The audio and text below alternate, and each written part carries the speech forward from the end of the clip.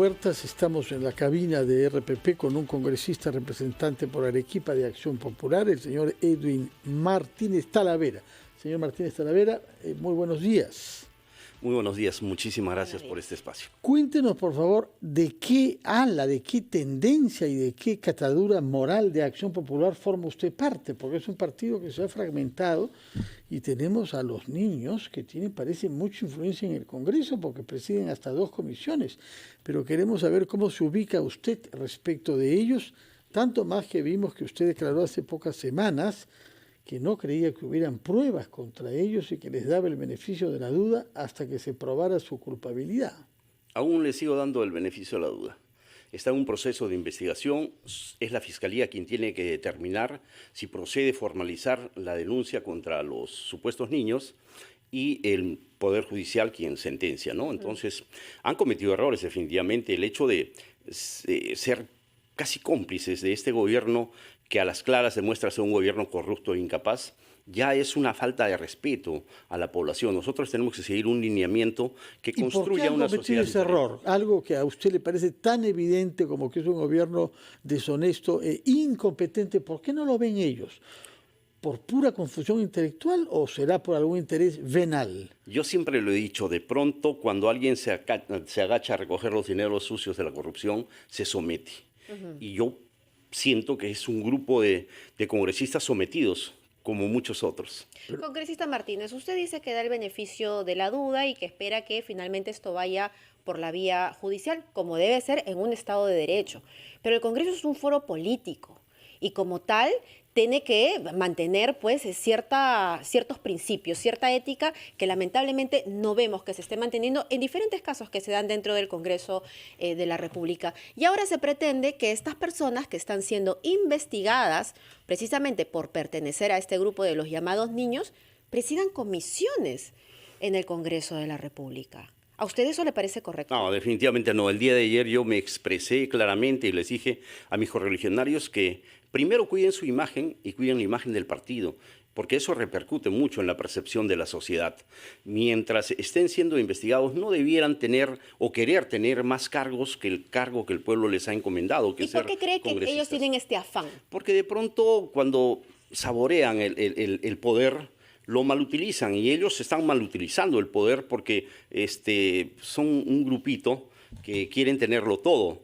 Por ejemplo, yo vine con la convicción de ser un congresista que trabaje en bien de su región. Yo no he pedido ningún tipo de presidencia de comisión, ni siquiera tengo una comisión especial, pero creo que estoy haciendo un trabajo parlamentario que genera expectativas saludables en la población de Arequipa. Ellos, en cambio, el afán de querer tener demasiado poder o es para cubrirse con el poder de las cosas extrañas. Blindarse, dice usted. Claro, ¿no? Por eso es que quieren tener mayor poder del que ya tienen, ¿no? Usted propone que se cree una comisión especial encargada del diálogo y de hacer propuestas para buscar una armonía entre el Poder Ejecutivo y el Legislativo. ¿Eso supone que el señor Castillo debe quedarse en funciones hasta el 26? No, supone que el presidente Castillo hoy está inmerso en 6 investigaciones. Sí. Las investigaciones tienen que seguir su curso. Esto no va a implicar en que ya se deje de investigar al presidente de la República, pero no por el hecho de que se esté investigando al presidente de la República y algunos miembros del Congreso también, podemos dejar el país en abandono. Aquí hay un solo vocabulario: o vacancia o disolución del Congreso. El presidente de la República se está abocando a convocar gente, a generar conflicto social, a persuadir a la población y generar en ellos más resentimiento del que ya tienen contra la clase política. Entonces, no debemos perder el tiempo en estas cosas tan dañinas para la población, sino buscar canalizar un diálogo entre el legislativo y el ejecutivo para poder enmendar errores y tener una propuesta de trabajo técnica, porque lo político lamentablemente le está haciendo mucho daño al país y tenemos que orientar el país hacia el crecimiento económico, hacia la inversión privada y todo lo demás. Eso es un buen deseo, ¿no? Que haya diálogo, y es la palabra que se ha estado utilizando, hasta manoseando de parte del Ejecutivo y el Legislativo, cuando en la realidad los discursos son totalmente confrontacionales. De hecho, por eso están ustedes invitando al primer ministro, ¿no? Por llamar a la población a movilizarse en contra del Legislativo. Dadas las circunstancias y estos enfrentamientos verbales, ¿usted realmente cree que puede haber un diálogo? Ahí voy. El presidente constantemente dice que tiende la mano, que quiere puentes, invita aparentemente a las fuerzas políticas a dialogar, pero no hay ningún documento que haya indicado ello. Por lo tanto, es el Congreso de la República quien tiene que dar la iniciativa de diálogo, pero no solamente dialogar con el presidente y llegar a un acuerdo en bien del Perú, sino hacer propuestas netamente técnicas, con apoyo de la academia. Aquí tienen que participar los colegios profesionales, porque ellos de alguna u otra forma pueden canalizar proyectos en bien de la reactivación económica, en bien de la salud, de la educación, del comercio, del turismo. Estamos totalmente olvidados en cuanto a la obra pública y a la generación de trabajo que repercutía en mejorar y dinamizar la economía del país. ¿Qué debe hacer el Congreso con el primer ministro, quien ha llamado insistentemente a una movilización popular, a una movilización de comuneros hacia la capital, con el objetivo de hacer sentir su poder contra el Congreso? Ese es el poder mediocre de la política, buscar enardecer los ánimos de la población para satisfacer un ego ideológico que tienen muchos de los de la extrema izquierda. Y el Premier está demostrando claramente que al no tener el criterio técnico para enrumbar el país hacia un futuro mejor, lo único que está haciendo es llenarse del sudor y el clamor popular para decir cambien la Constitución, disuelvan el Congreso. Bueno, si eso a ellos los hace poderosos. Si es tan grave lo que hace, ¿qué debe hacer el Congreso frente a él ahora que lo va a tener invitado?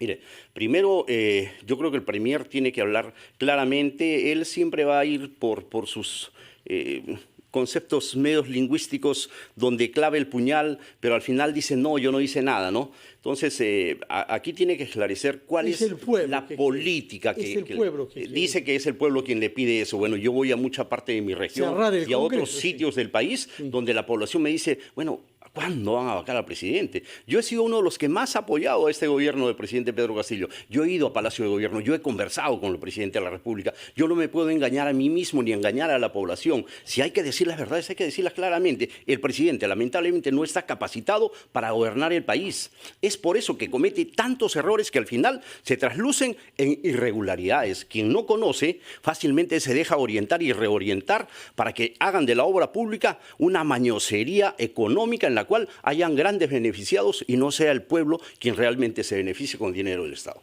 El presidente Pedro Castillo, junto con el primer ministro, en los últimos días ha realizado reuniones en Palacio de Gobierno, convocando dirigentes, una suerte de portátil para hacer discursos políticos confrontacionales confrontacionales no solamente con el Congreso de la República, sino con la fiscal de la Nación. No ha aprovechado la oportunidad para poder explicar algo sobre los 6 casos en los que se está involucrado.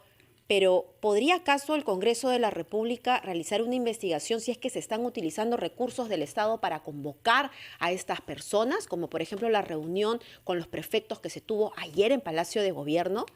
Yo considero que sí hay perjuicio económico al Estado, porque los prefectos y subprefectos no creo que vengan con su plata a consolidar este tipo de reuniones en las cuales ellos tienen una consigna clara, que es en cada uno de sus distritos ustedes tienen que enardecer los ánimos de la población hasta que lleguemos a un clima total en el cual podamos disolver el Congreso, podamos tirarnos abajo la democracia e instaurar esta ideología comunista que es la que pretenden y están yendo por el camino correcto. Enardecer los ánimos de la gente, hacer que ellos se sientan más divorciados con la política. ¿Instalar una ideología comunista o finalmente tener pues una portátil a la cual ellos puedan satisfacer a través de estos discursos populistas para finalmente blindarse? Al blindarse ellos con el clamor de la gente, con el aplauso y el abrazo de la gente, es buscar, como usted dice, blindarse, pero la intención de ellos no solamente es blindarse, porque ante la justicia nadie va a escapar. La intención de ellos es desestabilizar los poderes del Estado para tener una anarquía total y un poder absoluto y hacer lo que hicieron en Venezuela o en Cuba. Frente a esos horrores, yo quisiera preguntarle algo que tiene que ver con su región arequipeña, que todos amamos. El día lunes, que es la fiesta de ustedes, ¿no? Entrevistamos al presidente de la Cámara del Comercio en Arequipa, quien nos dijo que los indicadores económicos son ahora mejores que antes de la pandemia. Yo quisiera que me explique por qué ustedes en Arequipa no han logrado restablecer un crecimiento económico y creación de empleo que no hemos conseguido en el resto del país. Nos lo contesta, por favor, después de una breve pausa a la que le ruego que nos acompañe. Estamos conversando con el congresista Edwin Martínez, representante por Arequipa de Acción Popular, y había quedado planteada la pregunta respecto a la situación económica de su región, que ha tenido, hay que decirlo, una dirigencia política calamitosa, porque el gobernador regional que fue elegido por sus paisanos está preso, con una serie de acusaciones gravísimas de corrupción y de violación sexual. Y sin embargo, pese a esa pésima dirigencia política, los indicadores económicos mejoran. ¿Por qué? Porque yo creo que Arequipa no depende de los políticos en sí, Arequipa depende de su gente, de su empresa. En Arequipa hay mucha gente emprendedora y básicamente el factor económico depende de lo que es Cerro Verde. Cerro Verde en todo el tiempo de pandemia no ha parado, han seguido operando, entonces el trabajo no ha tenido ese quiebre como ha tenido en diferentes partes del Perú. ¿Y por qué una empresa minera tan importante como Cerro Verde no ha parado? ¿Qué es lo que han hecho bien para que no enfrente dificultades sociales graves, como hemos visto en otras minas de nuestro país? Yo creo que la sociabilización, Cerro Verde de alguna u otra forma ha cumplido con ciertas normas medioambientales y con darle a la población lo que requiere, ¿no? El canon minero siempre está ahí, gracias a Cerro Verde, genera muchísimos puestos de trabajo, no solamente propiamente la empresa, sino también las concesionarias. Hay muchos que viven del transporte a Cerro Verde, de la alimentación a Cerro Verde, obreros que tienen muy buenas condiciones de vida y eso repercute en dinamizar la economía del sector. Los mercados nunca están desabastecidos, siempre hay gente comprando y gente comercializando. Entonces el comercio es un factor que también influye mucho en recuperar la economía en el país. La agricultura no ha parado, a pesar de los 1001 problemas que pasan los agricultores, siguen produciendo. Hay bastante pesquería, tenemos un gran litoral rico en peces y eso nos da esa fortaleza para que la economía no se haya quebrado. Todo esto a pesar de su gobierno regional. Claro, porque lamentablemente no solamente y de sus congresistas, y de algunos de sus congresistas. ¿Eh? Sí, o sea, vuelvo a repetir, en Arequipa creo que la clase política no ha mellado tanto en el tema económico. El emprendedor, el arequipeño ha seguido trabajando. Las empresas han seguido operando. Nadie ha dicho no voy a seguir invirtiendo en Arequipa. La mina de Cerro Verde sigue ampliando sus fronteras mineras, sigue generando trabajo que eso repercute en dinamizar, vuelvo a repetir, la economía del país. Y todos, de alguna u otra forma, hemos contribuido a que el desarrollo económico no se estanque en la región Arequipa. Hay comercio, hay turismo, Colca, Cotahuasi, y tenemos muchos centros turísticos más que si es que el ministro de Turismo y Comercio Exterior viese con buenos ojos a la región Arequipa. Hay que invertir para que llegue el turismo. Cotahuasi es una zona maravillosa, diría yo, creo que mejor que el Colca, pero no va porque las carreteras están totalmente agrietadas, porque es difícil encontrar campamentos, por lo tanto hay mucho por hacer en el país, pero hay que conocer a profundidad, no decir yo conozco al pueblo, saboreo el pueblo, sino conocer las necesidades de cada uno de los pueblos, hacer inversión para que esa inversión luego traiga mejoras económicas para el país. Como todos los políticos, cuando se unen a un partido, o por lo menos ese es el ideal, es porque se comparten ciertos ideales, valga la redundancia, ¿no?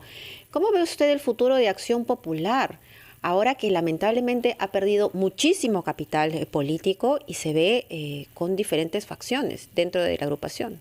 Yo sigo siendo soñador aún, yo creo muchísimo en que el legado de Fernando Belaúnde Terry no sea maltratado más en el Congreso de la República, ni quienes vayan a ser autoridades elegidas por Acción Popular, ya sea en gobiernos locales o regionales, incumplan el mandato de honestidad, laboriosidad y sobre todo de visión, de estadismo y de sueño como tuvo Fernando Belaúnde Terry. ¿A quién reconoce usted como líder en Acción Popular? No, mi único líder es Fernando Belaúnde Terry. Los demás son hombres que han hecho política dentro de Acción Popular, pero que no han dejado esa huella imborrable de honestidad. Pero debe haber algún liderazgo en este momento. Bueno, de los que quedan en Acción Popular, yo me inclinaría por alguien que ha sido exitoso, que es Raúl Díaz Canseco. Por otra parte, usted es miembro de la Comisión de Defensa y acá en RPP hemos sabido esta mañana que ha renunciado el ministro de este sector. ¿Qué sabe usted sobre esta renuncia?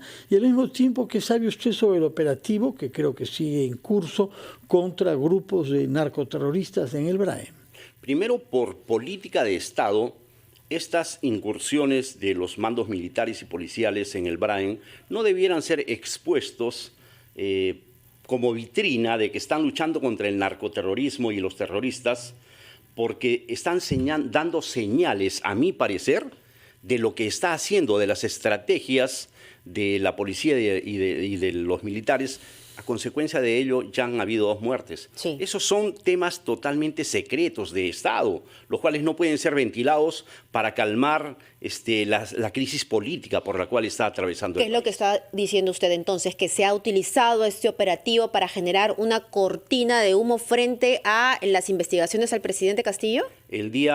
La semana pasada yo me pronuncié al respecto. Mientras había discusiones por un lado, discusiones por el otro lado, se enardecían los ánimos de la población en el Brain y hacían lo que les daba la gana. Al día siguiente empezaron los operativos, pero ya a difundirse en medios de prensa. Pero lo que esto está diciendo es muy grave porque estamos hablando de 2 soldados caídos, muertos en medio de este operativo. ¿Qué necesidad hay de algo que tiene que ser extremadamente secreto para realmente capturar a los narcoterroristas o a las huestes terroristas que aún quedan en el Brain de hacerlo público? Bueno, este tema es tanto más importante que hemos tomado conocimiento de que en el curso de las próximas horas desde el Brain será presentado un plan patriota y los resultados del operativo, una conferencia de prensa en lo que se nos darán cuenta de los resultados de esos operativos. Todo esto sorprende tanto más que es el presidente del Comando Conjunto que hablará, General Gómez de la Torre, pero no se habla nada sobre el ministro que ha renunciado esta mañana, ¿no? Bueno, yo creo que el ministro debe haberse visto, no sé, presionado por el presidente de la República, porque hay ciertos ministros, y entre ellos el exministro de Defensa, que eran la portátil del presidente, sí, eran los defensores del presidente, y esa no es la labor de un ministro. El ministro no tiene que tener ese tinte tan aferrado político, sino más bien un tinte técnico, cómo soluciono los problemas del país. Bueno, muchas gracias por estar con nosotros, congresista Martínez Talavera, arequipeño y admirador de los resultados económicos en su región durante los últimos tiempos. Tomamos nota de eso y ojalá que se pudiese decir lo mismo en todas las regiones de nuestro país, pese a la pésima dirigencia política que han tenido ustedes, con un gobernador regional acusado de corrupción, entre otras cosas, preso. Nos dice usted que sobre la base de una empresa minera hay una prosperidad creciente en Arequipa en las circunstancias difíciles. Muchas gracias. Muchas y gracias. que tenga usted un buen desempeño.